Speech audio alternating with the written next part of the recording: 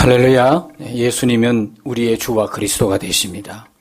하나님께서 그렇게 오늘 말씀을 통해서도 36절에 그런즉 이스라엘 온 집은 확실히 알지니 너희가 십자가에 못 박은 이 예수를 하나님이 주와 그리스도가 되게 하셨느니라.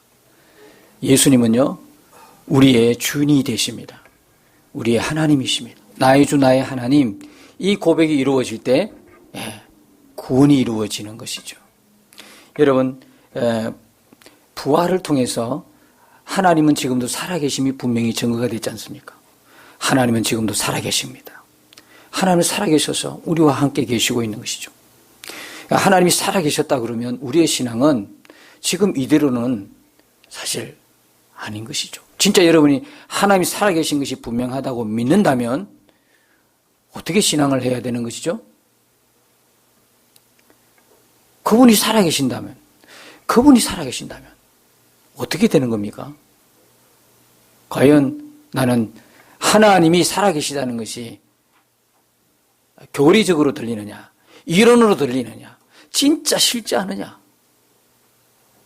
여기에 우리 신앙의 승패가 걸려있는 것입니다. 오늘 이 부활을 통해서 예수님이 죽으시고 다시 살아남을 통해서 그 예수님이 누구라는 거예요? 하나님이란 게 증명이 되지 않습니까? 하나님이셨다는 거예요. 그러니까 예수님은 그리스도라는 게 증명이 되죠. 예수가 그리스도라는 거예요. 그리스도가 뭡니까? 하나님이라는 거잖아요. 예수가 그리스도다. 너희가 못 박은 이 예수가 그리스도라는 거예요. 하나님이다라는 거예요. 기가 막힌 일이죠. 얼마나 떨렸겠어요. 자기들이 직접 십자가에 못 박은 이 예수가 하나님이라는 사실에 얼마나 정말 떨었겠어요. 거기다가 오늘 나중에 말씀에도, 본문 말씀에도 보면 하나님께서 오른손으로 예수를 높이시매 보좌의 하나님과 함께 계시는 그 예수님이라고 들었을 때에, 그 말을 들을 때에 얼마나 두려웠겠어요. 그렇잖아요? 내가 못 박은, 내 손으로 못 박은 이 예수가 하나님인데 그분이 지금 보좌에 앉아 계시는, 하나님의 보좌에 앉아 계시는 분이다. 얼마나 떨리고 두렵습니까? 십자가에 달리신 그분이 하나님이었다. 그러면 그 피는 하나님의 피였다. 그래서 세상에 둘도 없는 보혈이라고 그러잖아요. 보혈. 하나님의 피만이 보혈인 거예요. 여러분들이 보혈이라는 말을 어디서 들어가지고 내 피는 보혈이다 그러면 바로 이단에서 찍히는 거죠. 우리는 보혈이 아니죠. 그냥 피죠. 하나님의 피만 보혈이다. 왜? 모든 사람들을 구원하는 피이기 때문에. 모든 사람을 구원하는 피이기 때문에. 하나님의 피만 보혈이다. 그 피가 우리의 모든 죄를 영원히 사하신다 말이에요. 영원히. 그리고 완전히 사하시는 거죠. 근데 여러분, 이렇게 되면 안 됩니다. 십자가에 예수님이 흘린 그 피가 나와 상관이 없으면 안 돼요. 그 피는 반드시 어떻게 돼야 된다 그랬죠? 반드시 내게 뿌려져야 되는 거예요. 내게 뿌려질 때에 내 몸에 묻잖아요. 그 피가. 내 것이 되잖아요. 아멘이시죠? 진짜 이 내 피가 돼야 되는 거. 예수 피는 내 피인 거예요. 그럴 때 내가 구원이 이루어지는 거지. 멀찍이 그런 분이 있었다 그러던데 33년을 이스라엘 땅에서 살다 간 청년인데 결혼도 한번 못하고 그렇게 죽으셨다네. 근데 죽을 때 비참하게 죽으셨다네. 그냥 십자가에서 그냥 못 박혀서 피를 줄줄 흘리고 죽으셨다네. 여기로 그냥 끝나버리면 안 된다 이 말. 그 피는 누구를 위한 피냐 말이죠. 십자가에 달리신 분이 어떻게 죽었느냐가 문제가 아니에요. 그렇게 비참하게 죽었대. 그게 문제가 아니에요. 십자가에 달리신 그분이 누구냐가 문제예요. 옛날에 로마 시대에 십자가에 죽은 분이 예수님 밖에 없습니까? 가장 극형적인 처형 방법이 십자가지. 십자가에 죽은 사람 많아요. 제자들도 나중에 순교하잖아요. 십자가에서. 그런데 그 십자가가 정말 우리에게 은혜가 되는 십자가는 어떤 십자가입니까? 예수님이 달린 십자가였어요. 강도도 다 십자가 달렸잖아요. 좌측 우측에. 근데 강도의 십자가 보고 감동 안 하잖아요. 그들은 마땅히 그들의 죄로 인해서 죽은 것이고요. 예수님은요, 죄가 없으신 그분인데 우리를 위해서 죽으신 그 십자가이기 때문에 우리의 생명 같은 십자가, 우리는 모두가 바라보면 사는 십자가잖아요. 거기서 흘린 피만이, 강도가 흘린 피가 아니라 거기서 흘린 피만이, 예수의 십자가에서 흘린 그 피가 나에게 뿌려질 때 그는 나의 피가 되고 나의 구원이 되는 것이죠. 그래서 예수님의 피는 보혈이에요. 어린 양의 피를 발라라 그랬잖아요. 어린 양의 피를 너희 문설주에 뿌리라 그랬잖아요. 그 피가 내 피가 돼요. 십자가 구경하지 마세요. 오늘도 예배를 여러분이 관람하지 마세요. 목사님 설교를 어떻게 하나 그렇게 째려보지 마세요. 설교는 또 이야기합니다. 설교는 잘하는 설교, 못하는 설교가 없죠? 어떤 설교만 있어요? 바른 설교냐, 그렇지 못한 설교만 존재할 뿐이에요. 말 잘하는 것에 여러분 현혹당하면 안 돼요. 굉장히 웃기고 유쾌하게 하는 그게 현혹당하지 마세요. 이것이 하나님의 메시지인가를 여러분이 볼 수 있어야 돼요. 나는 여러분들이 그 눈이 다 열리게 되기를 축복합니다. 자, 예수님이 부활하셨어요. 그리고 또 무엇이 증거가 되나요? 성경의 모든 말씀이 사실이라는 게 증명이 되잖아요. 왜 그럴까요? 예수님이 어느 날 십자가 돌아가셨어요? 예수님이 어느 날 베들레헴에서 태어나셨나요? 그렇지 않잖아요. 이 모든 것은 구약 성경 때부터 계속 뭐 되어 왔다? 왕을 통해서, 선지자를 통해서, 제사장을 통해서 여러 가지 여러 모양으로, 그죠? 예표되고 표적이 되어서 증거된 분이잖아요. 그래서 정확하게 어디서 오실 거라는 것도 증명이 됐고, 어떻게 죽을 거라는 것도 증명이 됐고, 그분이 죽고 난 뒤에 성령이 오실 것까지도 구약에서 계속 말씀하고 있잖아요. 그러니까 그분의 부활은 단순한 부활이 아니라니까요. 성경의 모든 것이 사실이라는 거예요. 아멘이십니까? 성경의 모든 건 사실이에요. 믿으시기를 축복합니다. 성경 자체는요, 전부 다 하나님 말씀이고요. 모든 건 그대로 이루어졌고요. 딱 한 가지 남았잖아요. 주님의 재림 외에는 모든 게 사실이에요. 아니, 목사님, 그렇게 말씀하시면 섭섭하지요. 어떻게 하나님의 그 말씀이라고 성경을 하나님 말씀이라고 믿을 수 있어요? 그거 인생 한 책 아니에요? 이런 무식한 소리는 이제는 그만 하시는 게 좋을 것 같아요. 그럼 무슨 이야기죠? 그 이야기는 나 아직 성령 몰라요? 이런 것과 똑같고요. 또 고린도전서 2장 14절에 보면요, 이런 말씀이 있어요. 잘 들어보세요. 육에 속한 사람은 하나님의 성령의 일들을 받지 아니하나니 이는 그것들이 그에게는 어리석게 보임이고 또 그는 그것들을 알 수도 없나니 그러한 일은 영적으로 분별되기 때문이라. 모르는 거예요. 뭐 하나님의 나라가 뭔지, 재림이 뭔지, 천국과 지옥이 뭔지 아무것도 몰라요. 왜 몰라요? 육에 속한 사람이기 때문에. 아직 성령을 받지 못했어요. 하나님을 알지 못해요. 그러니까 성령이 있는 사람은 성령이 하나님의 말씀인 것이 그대로 믿어지는 거잖아요. 여러분 언제 노력해 보셨어요? 여러분들이 언제 시험 과목 치듯이 그렇게 창세기부터 계시록까지 낱낱이 조사하고 연구해 보셨나요? 그리고 믿었나요? 그리고 믿어도 참 굉장한 믿음이죠. 하나님의 은혜죠. 근데 여러분이 그렇게 언제 그렇게 믿었나요? 아니죠. 성령이 내 안에 계시니까 자동적으로 믿어지더라 이렇게 되는 거잖아요. 성경이 하나님 말씀 그대로 모든 것이 사실인 것이 그대로 믿어지는 걸 어떻게 해요? 근데 이게 안 믿습니다. 못 믿습니다. 이렇게 노는 분은 아직 육에 속한 사람이야.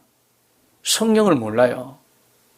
나는요, 다시 말하면 에베소서 2장 1절처럼 나는 허물과 죄로 죽었습니다. 자기 스스로 그렇게 이야기하는 거 똑같아요.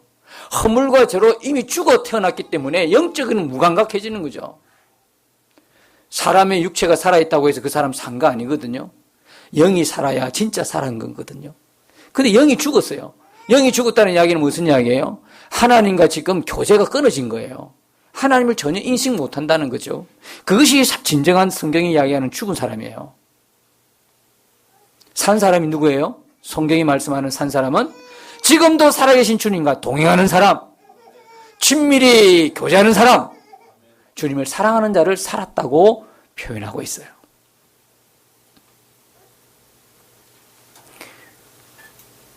여러분들이 지난번 주에도 말씀드려서 여러분 앞으로 전도하면서 도움이 되라고 한 번 더 말씀드리는데요. 그런 사람 꼭 만납니다. 천국 지옥 가봤어요? 이렇게 또 따지는 사람이 있어요. 그럼 여러분 가만히 있으면 안 돼요. 아니, 난 안 갔는데, 안 갔는데, 이건 팩트인데, 이거 안 갔어, 이거 자신 없네. 이렇게 놓으면 안 된다니까요. 당연히 그는 그렇게 물어볼 수밖에 없어요. 왜요? 죽은 사람이기 때문에. 그리고 성령으로 거듭나지 않았기 때문에. 그럼 여러분은 어떻게 대답해야 돼요? 그럼 이렇게 그 사람 수준에서 대답을 해줄 수 있어야 돼요. 지난 시간에 제가 뭐라고 그랬죠? 뭐라고 반문하라 그랬어요? 천국과 지옥이 가봤어요? 어떻게 알아요? 이렇게 물어본 사람에게 당신은 미국을 꼭 가봐서 미국이 있다고 아십니까? 그렇게 안 물어봐요. 그럼 난 미국 갔다 왔어요. 이러면 또 다른 나라 안 간 나라를 이야기하면 되잖아요. 저 소말리아 갔다 왔어요? 그의 소말리아는 안 갔을 거 아니에요. 그런데 그 나라가 있잖아요. 있어요, 없어요? 있지요. 그럼 있는 걸 어떻게 알아요, 여러분들은? 있는 거 어떻게 알아? 들어서 알지요. 인터넷이나 그다음에 뭡니까? 해외 정보나 이런 걸 다 들었잖아요. 여러분은 지금 이 시대에 살고 있죠. 근데 여러분 시대만이 아니라 여러분 조상은 어느 시대에 살고 있어요? 이거 뭐 어떻게 헤아릴 수 없는 긴 세월 동안 여러분 조상들이 있었잖아요. 여러분 조상들이 있기 때문에 오늘 우리가 있는 거 아니에요? 우리 조상들이, 그죠? 그럼 여러분 조상들은 일일이 다 만나서 그 조상들이 몇 년도에 살았다, 조선시대에 살은 사람이다, 고려시대 사람이다 압니까? 뭘 통해서 압니까? 여러분의 부모님을 통해서 들어서 알잖아요. 또 좀 품격 있는 집안에는 족보란 책이 있잖아요. 여기서 품격이 있다는 이야기는 우리가 족보책이 별로 없기 때문에 이야기하는 것입니다. 이 족보책을 보면 족보 알죠? 성경에도 족보가 있어요, 없어요? 성경에도 족보 다 나와요. 여러분의 이름이 성경의 족보에 실려 있는 거 아십니까? 성경에 있는 거 여러분 모르십니까? 여러분의 이름이 하나님의 족보책에 실려 있어요. 아멘입니까? 이건 아멘하고 볼 일입니다. 여러분의 책이 다 기록되어 있어요. 생명책에 기록되어 있다는 이야기는 그 생명책은 결국 무슨 책입니까? 하나님의 구원받은 족보책 아닙니까? 그 우리의 조상은 아브라함부터 시작해서, 그죠? 다윗도 우리와 같은 라인이지 않습니까? 다윗이 우리 조상이다 이 말이죠. 그런데 여러분, 그 조상들을 결국 여러분들이 알게 된 것은 부모님을 통해서 족보책을 통해서 안 것처럼 천국을 꼭 가봐야 합니까? 이런 어리석은 세상에 안 보고도 알지 않습니까? 성경에 다 기록되어 있으니까. 그렇잖아요. 성경이 모든 하나님 말씀이 모든 게 사실로 증명이 부활을 통해서 증명이 됐다면 성경에 있는 천국, 지옥도 사실이다 이 말이에요. 주님의 재림도 사실이다 이 말이에요. 주님이 내 안에 계신 것도 사실이다 말이에요. 아멘이시죠? 이거 거부하면 여러분 다시 시작해야 됩니다. 이걸 안 믿어진다 그래 버리면 여러분 지금 여러분은 분명히 종교 활동을 하고 있는 중입니다. 신앙생활을 하셔야 합니다. 여러분 안에 성령으로 거듭나서 여러분의 성령이 여러분에게 그 거듭나게 하시는 반드시 그런 확신과 믿음이 먼저 있어야 됩니다. 새신자 교육부터 다시 해야 합니다.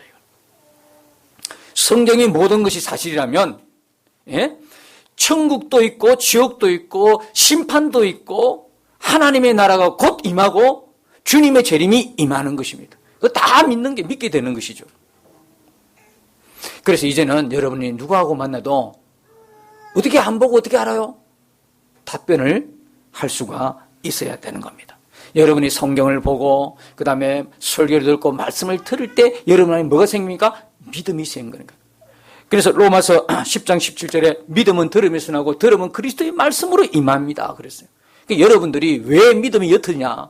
믿음은 있는데 없는 것 같기도 하고 어떤 때는 없는 것 같기도 하고 희미해지는 이유가 뭡니까? 워낙에 사명을 띠고 성경을 안 보니까. 워낙에. 그 대신 뭘 봐요?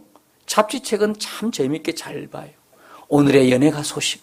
아주 그냥 관심이, 오늘의 스포츠 소식. 얼마나 관심 있는지 몰라.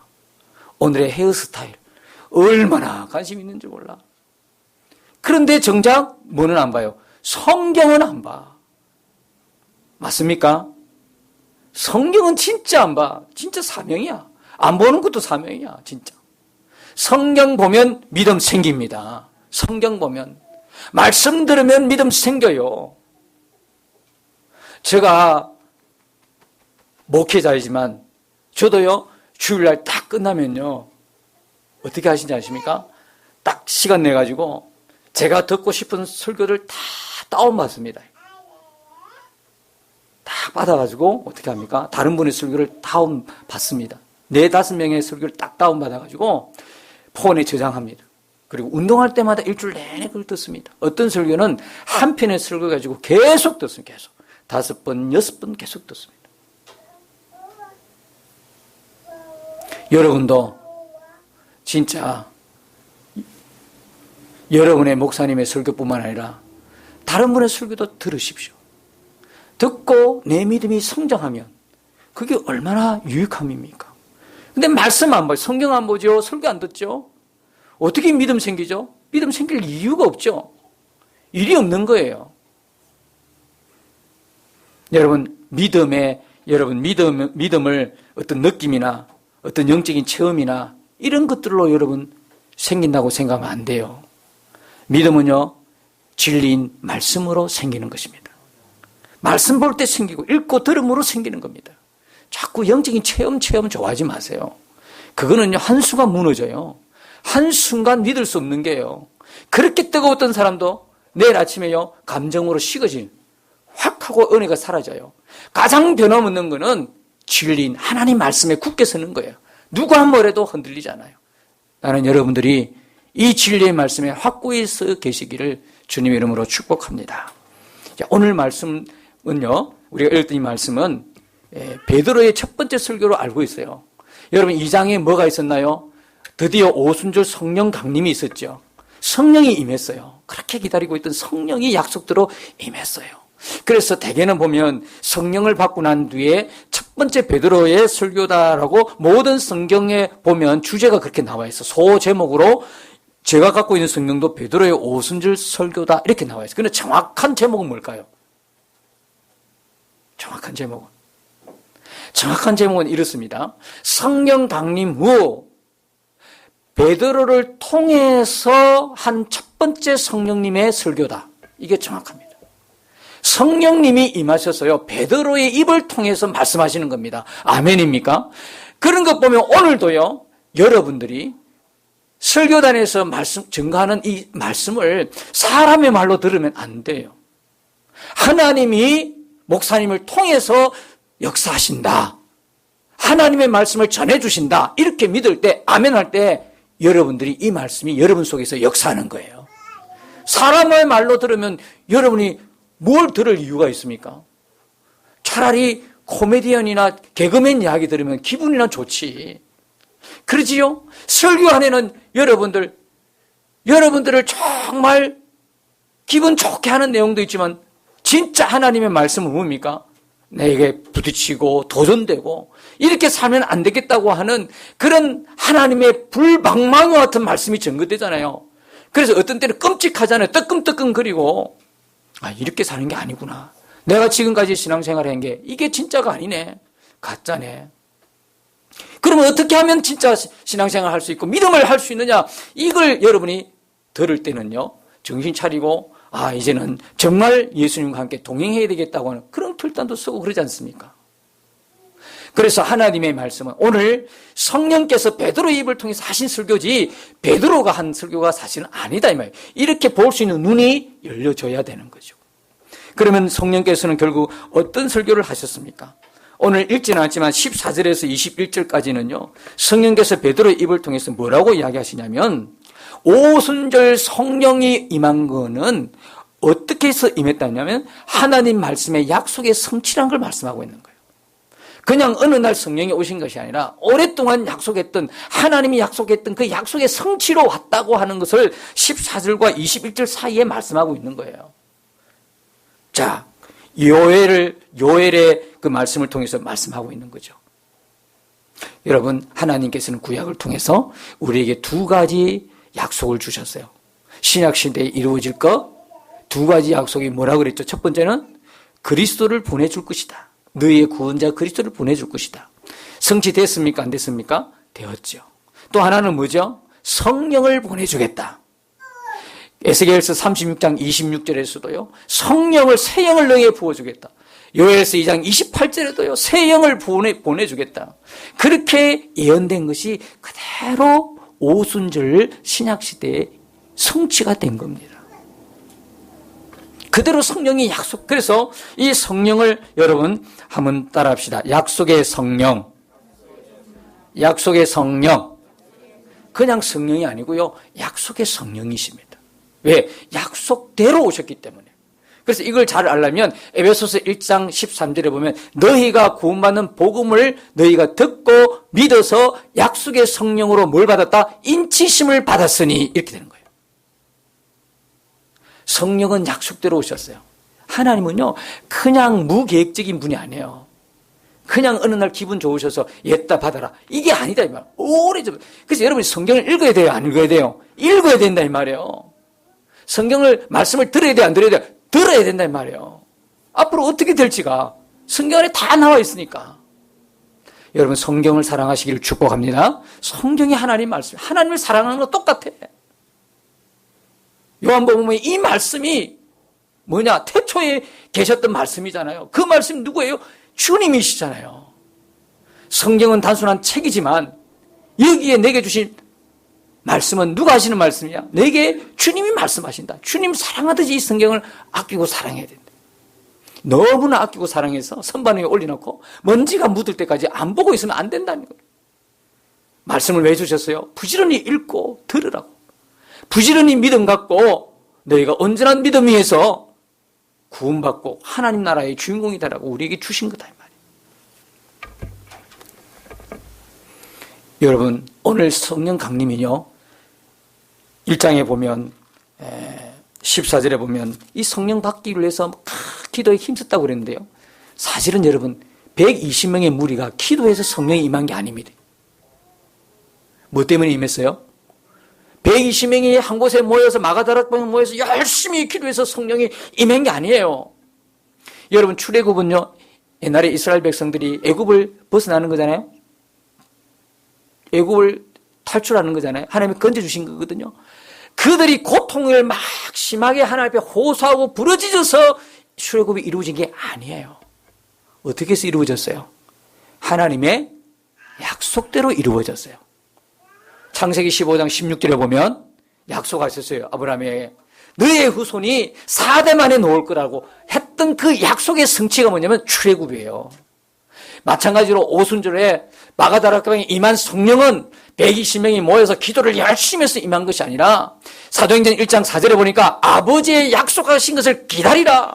그들은 그 아버지의 약속을 믿고 기도하면서 기다린 결과 성령이 임한 거예요. 할렐루야. 이걸 분명히 하셔야 돼요. 어떤 분은요 기도 열심히 하면 성령이 임한다고 해요. 아니에요. 이미 임한 성령은 자기가 경험한 성령은 그렇게 할 수도 있어요. 그러나 처음에 성령이 우리 오순절 마가다락방에 임한 그 성령은 그렇게 임한 성령이 아니라 아버지가 약속했기 때문에 그 약속의 성취로 이루어진 거예요. 하나님의 약속이 얼마나 귀한지 몰라요. 약속한 걸 기다리라. 그래서 정말 우리가 오늘도요 서로 5월달에 새로운 중보기도자 서로를 위한 기도 제목 나누고 기도 짝을 정했지 않습니까? 여러분 기도의 첫 번째 원리가 뭔지 아십니까? 말씀 기도입니다. 말씀 기도는 건 뭡니까? 말씀은 하나님의 언약이잖아요. 하나님의 약속을 붙들고 기도하는 기도가 정석입니다. 이게 온전한 기도입니다. 여러분이 무조건 말씀 없이 그냥 기도하는 것도 위험합니다.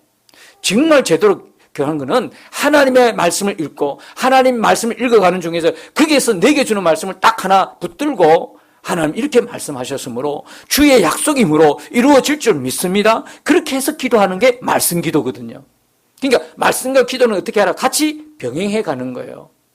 왜 기도하는데 여러분 낙심이 되고 왜 기도하는데 힘이 점점 잃어집니까? 기도하는데도 뭐가 없기 때문에? 말씀이 없기 때문에. 말씀은 그렇게도 보는데 여러분의 삶에 그 말씀의 능력이 왜 안 나타납니까? 기도가 뒷받침 안 되는 거예요. 말씀과 기도는 같이 가는 거예요. 아멘이십니까? 말씀과 기도는 같이 가는 거죠. 말씀 한 장 읽고 그 한 장 읽으면서 내게 주신 그때의 말씀 붙드세요. 그 약속의 말씀을 붙드세요. 그러면 그 약속의 말씀을 딱 붙들고 여러분들이 그때부터 기도하는 거예요. 하나님께서 이루어질 줄로 믿습니다. 성경 전체가 하나님 약속이잖아요. 옛날 약속, 새로운 약속, 올드 테스트먼트, 뉴 테스트먼트. 테스트먼트가 언약이잖아요. 약속이라는 뜻이잖아요. 아셨으면 하면, 예. 이제 그렇게 말씀을 붙들고 기도하실 수 있기를 바랍니다. 그리고 두 번째는 이제 예수님이 뭐라고 하냐면, 그리스도를 전가하고 계십니다. 오늘 읽었던 본문인데요. 여러분, 이 성령의 역할은 어떤 역할입니까? 예수님을 전가하는 영입니다. 요한복음 15장 16절에 보면 성령은 그리스도를 전가하는 영이십니다. 그래서 오늘 22절부터 오늘 읽었던 22절부터요 36절까지 보면 그리스도의 생애, 그리스도의 죽음, 그리스도의 부활, 그리스도가 높음을 받는 그 모든 것들이 다 소개가 되고 있는 것입니다. 22절에 보면 그리스도의 생애가 나타납니다. 23절에 보면 그리스도의 죽음이 나타납니다. 24절부터 32절까지 그리스도의 부활입니다. 33절부터 36절까지 그리스도의 승기, 쉽게 말하면 하나님이 주와 그리스도가 되게 하셨다. 높은 자리에 하나님이 그 낮고 낮은 이 땅에서 높은 데로 하나님이 올리셨다. 이런 말씀이죠. 역시나 시간이 많이 지났으므로 다음에 또 이 말씀 계속 해야 나가겠지만 오늘 말씀 중에 이 말씀이 있습니다. 32절에 보십시오. 이 예수를 하나님이 살리신지라 우리가 다 이 일의 정인이로다. 여러분 한 가지 질문 던지겠습니다. 여러분들이 부활을 목격했습니까? 여러분 부활을 다 보셨습니까? 주님 부활하신 거 어떻게 아십니까? 주님 부활의 현장이 여러분이 없었지 않습니까? 그런데 우리가 다 이래 어떻게 정인됩니까? 베드로는 그럴 수 있습니다. 여기 말하는 베드로는 그럴 수 있습니다. 그런데 여러분은, 저와 여러분은 부활의 현장에 있었나요? 없었지요? 없었는데 어떻게 해요? 없었는데 어떻게, 성령이 지금 베드로를 통해서 우리는 다 이 일의 정인이라 이 말씀은 누구에게 주신 말씀? 우리 모두에게 주는 말씀이거든요. 그럼 우리도 다 부활의 정인이라 말씀이거든요. 여러분이 부활의 정인인 것을 믿으십니까? 여러분은 나가서 예수님 부활하셨다고 증거하잖아요, 전도할 때. 예수님은 살아계시다고 조금 전에 예배 통해서 여러분들이 살아계시면 아멘 하셨지 않습니까? 그럼 살아계시다는 건 부활했다는 거거든요. 그럼 여러분 직접 눈으로 보지 않았지 않습니까? 근데 어떻게 여러분 부활의 정인입니까? 왜 그렇죠? 똑같은 이야기 아닙니까? 성경을 어떻게 하나님 말씀으로 여러분 믿습니까? 똑같은 이야기 아닙니까? 이것은 우리 안에 계신 성령의 역사입니다. 우리가 지금도 부활의 정인이라는 것은 바로 우리 안에 성령님이 분명히 계시다는 증거인 겁니다. 예수님 말씀하시잖아요. 요한복음 20장 28절에 너희는 나를 본고로 믿느냐? 보지 않고 믿는 자가 복되도다. 여러분 우리는 어떻게 생각하면 예수님의 제자 시대보다 우리가 더 어떻게 복받은 사람들입니다. 왜 그렇습니까? 예수님의 제자들은요 옆에서 따로 떨어진 채 보지만 지금 우리는 그분이 어디 와 계십니까? 믿는 내 안에 와 계시지 않습니까? 주님과 내가 하나가 되었지 않습니까? 할렐루야. 세상에 이런 놀라운 일들이. 그러니까 믿어지는 거예요. 그분이 믿음을 갖게 하시는 그분이 내 안에 계시거든요. 그런데 이것이 복음인데요. 진짜 복음은 예수님의 십자가와 나를 위해서 죽으셨고 부활하셨다는 게 복음의 내용이지만 진짜 이 복음을 능력으로 살아내는 비결은 그 주님이 내 안에 계신 거예요. 눈을 뜨기 시작할 때부터 복음이 더 이상 교리가 아니라 이론이 아니라 내 삶을 변화시키는 능력이 되는 거거든요. 내 안에 계신 주님. 아멘입니까? 지금 내 안에 계신 주님. 그러니까 나 역시 뭐가 됩니까? 부활의 정인이 되는 거예요. 사랑하는 성도 여러분, 주님과 우리는 하나입니다. 나는 이미 예수님 십자가 못 박힐 때 나도 죽었습니다. 예수님 부활하셨으므로 다시 말하면 나도 살아났습니다. 오늘 여기 23절에 보면 뭐라고 이야기합니까? 하나님께서 정하신 뜻과 미리 하신 대로 내준 바 되었거늘 너희가 법 없는 자들의 손을 빌려 못 박아 죽였으나 24절에 하나님께서 그를 사망의 고통에서 풀어 살리셨으니 사실은 누가 살아났습니까? 예수님만 살아났습니까? 우리도 사망의 고통에서 풀어 살려주셨습니다. 나도 죽고 예수를 사는 거예요. 나는 십자가에 내 애자 종으로 죄의 종으로 노예로 끌려다니는 나는 이미 죽었어요.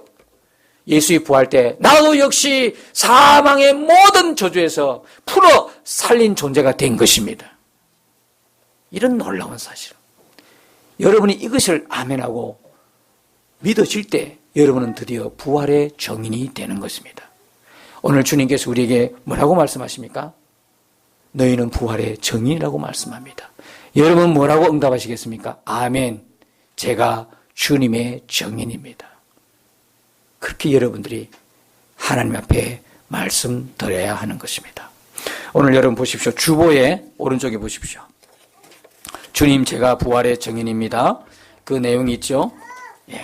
그 내용에 여러분 보시고 여러분 이름을 넣고 같이 한번 고백 한번 해보십시다. 주보의 오른쪽에 있지요? 목회 칼럼에 보면 주님 제가 부활의 증인입니다. 이름 이 시간에 믿음으로 고백할 때에 여러분의 이름을 넣고 고백을 해보시기 바랍니다. 1번 같이 합시다. 주님 저 장상호는 예수님과 함께 십자가에서 죽고 부활의 생명이신 예수님과 연합한 자가 되었습니다. 2. 저 장성호의 옛사람은 그리스도와 함께 십자가에 달려 죽음으로써 이미 죄의 세력에서 해방되었습니다. 3. 부활하신 예수님과 저 장성호는 하나입니다. 4. 저 장성호는 일평생 주님과 동행한 자로 살 것입니다. 5. 주님 저 장성호는 부활의 증인입니다. 아멘. 아멘이시죠? 여러분 이름이 이미 이 부활의 증인으로 여러분 이름이 올라간 것을 믿으시고 날마다 우리 안에 계신 주님과 함께 동행하며 부활의 증인으로 사시기를 주님 이름으로 축복합니다. 기도하십시다.